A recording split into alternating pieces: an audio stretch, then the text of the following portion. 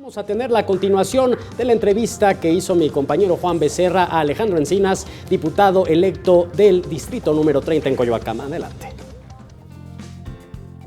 Principalmente, ¿qué leyes secundarias están pendientes una vez que se instale el Congreso de la Ciudad de México? Todas. Todas. Vamos a tener que hacer alrededor de 150 nuevas leyes o reglamentos en los próximos 3 años.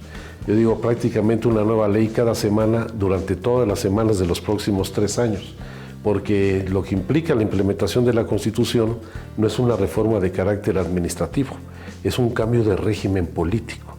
La Asamblea dejó de ser un órgano legislativo para convertirse en un poder local, es el Congreso de la Ciudad de México. El Tribunal Superior de Justicia deja de ser una instancia más de gobierno para convertirse en el poder judicial de la ciudad.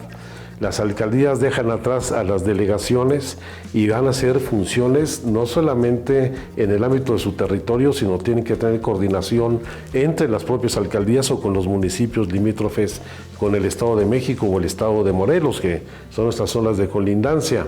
Y el Ejecutivo local ahora tiene las funciones plenas como si fuera una gobernatura y tendrá que construir nuevas modalidades de coordinación metropolitana, de coordinación con las alcaldías, pero entre todos tenemos que construir nuevas formas de asociación y de vínculo con la sociedad, facilitando los instrumentos de participación ciudadana y que realmente represente el interés de los vecinos en cada localidad.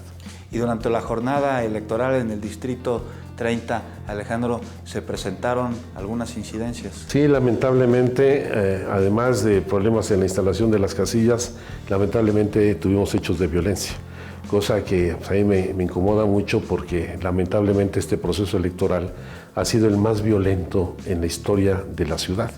Quizá el último referente de violencia lo tuvimos en 1988, cuando asesinaron, por ejemplo, a Javier Obando y a Gil, que eran los responsables de la estructura electoral del Frente Democrático Nacional, y a 7 jóvenes activistas del Frente.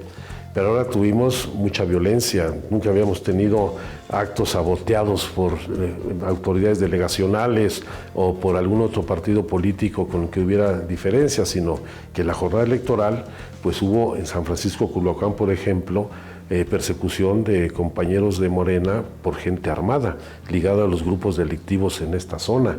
Lo mismo sucedió en la colonia Piloto, donde después de que se cerró la elección, fueron atacados mis compañeras y compañeros que estaban en mi casa de campaña, en el módulo.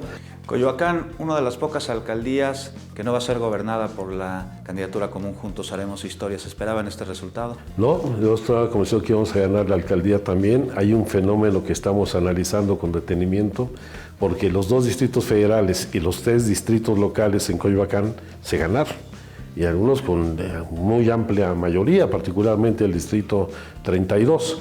Pero el resultado en la alcaldía habrá de analizarse y puede explicarse por muchas razones. Fue donde se orientó fundamentalmente la compra del voto y también donde el voto del PAN se orientó de manera más decidida hacia la alcaldía, que en la asociación con el PRD fueron los que definieron el resultado final. Muchas gracias, Alejandro Encinas, por recibir a Capital 21. No, siempre con mucho gusto y muy buena suerte.